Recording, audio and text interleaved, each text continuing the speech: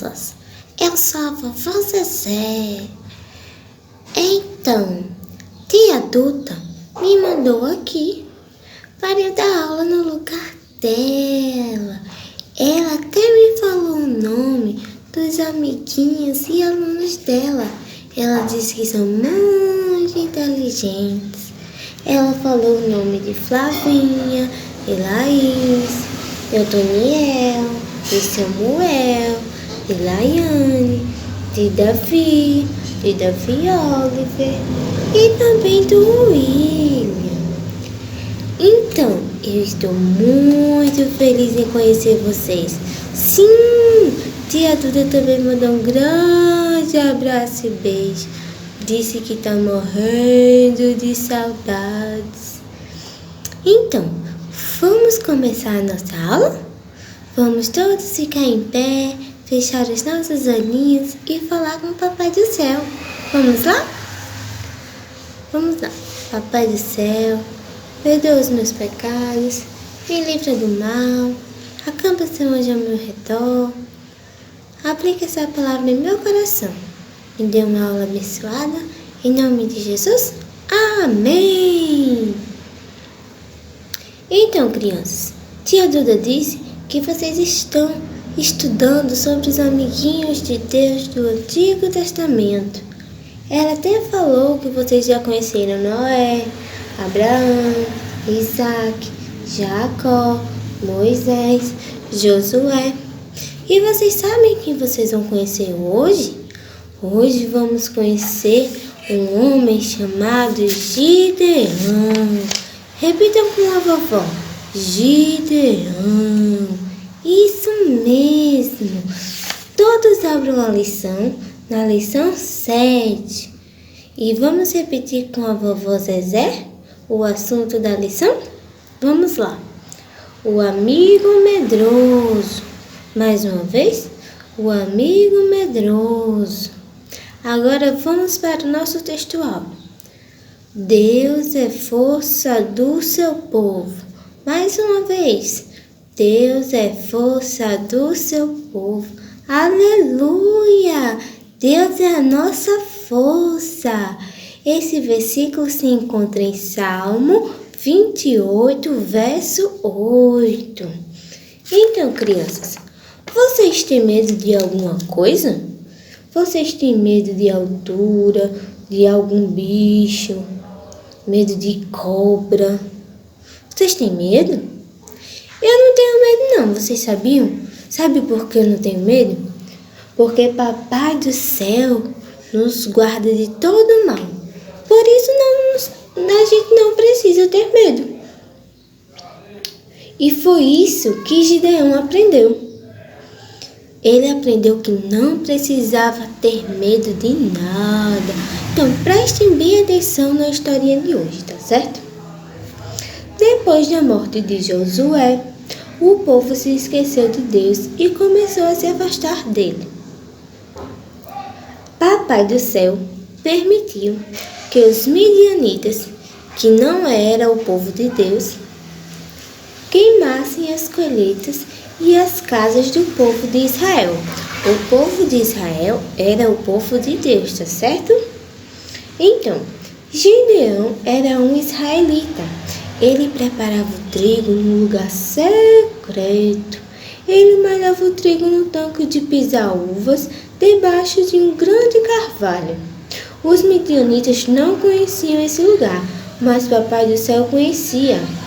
Aí Papai do Céu mandou um anjo para falar com Gideão e disse assim, que ele liderasse o exército de Israel. Mas Gideão teve medo e pediu um sinal ao Papai do Céu. E ele disse que ele só ia liderar o exército de Israel se Papai do Céu lhe desse um sinal. E foi assim que Gideão fez. Ele disse que de manhã ele queria que o orvalho é como se fosse uma chuvinha, molhasse somente a lã e ao redor da lã tudo tivesse seco. Aí assim ele iria saber que Deus ia usar ele. para libertar Israel. Pela manhã, foi assim que aconteceu. O chão estava seco e a lã estava encharcada. Mas ainda desse mesmo jeito, Gideão duvidava. Ele queria que Deus agora mandasse o orvalho, molhasse a terra e deixasse a lã seca. E foi assim que aconteceu.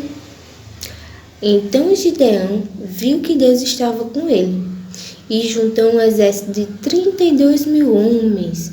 Muita gente, né, crianças? Mas Papai do Céu o reduziu para 300 homens. Deus não queria que Israel pensasse que venceu a guerra com suas próprias mãos, mas que Deus era o Senhor e Salvador de Israel, e Ele ia fazer o seu povo vencer com apenas 300 homens. Papai do Céu ainda sabia que Gideão estava com medo. Ele não sabia que Deus iria ajudá-lo a vencer essa guerra, porque havia muitos medianitas contra os 300 de Papai do Céu. E ele se preocupou tanto que perdeu o sono. Por isso, fez com que ele ouvisse 2 soldados medianitas conversando sobre um sonho estranho. Um soldado contava que tinha sonhado com um pão que rolou sobre uma barraca e a destruiu. O outro soldado ficou assustado e disse: "É a espada de Gideão." Quando Gideão ouviu o sonho e a interpretação dele, ficou seguro que Deus lhe daria vitória. Então, Gideão planejou um ataque durante a noite. E ele deu a cada soldado uma trombeta e um jarro com uma tocha dentro. Que armas estranhas, não é mesmo, crianças? Na guerra, eles lutavam com armas, mas na guerra de Papai do Céu, Gideão deu trombetas e jarros e tochas. Quando os soldados de Gideão atacaram, eles quebraram os jarros e acenderam as tochas. Fez um barulho enorme. Que confusão! Os inimigos levantaram assustados e fugiram. Quando eles ouviram o barulho de vasos quebrados, de trombeta tocando e viram as tochas, eles se apavoraram. Que bela vitória do povo de Deus, hein, crianças? Então, os israelitas venceram os inimigos sem nem precisar lutar, apenas obedecendo a Deus. Sabia que é assim que Deus faz conosco hoje em dia? Ele quer vencer as nossas batalhas e a gente só precisa obedecer a Ele. Aleluia! Que coisa mais linda! Isso é espetacular! Vocês também fazem parte do exército de Deus, vocês sabiam? Então vamos tocar as nossas trombetas, falando da palavra de Deus para os nossos amiguinhos.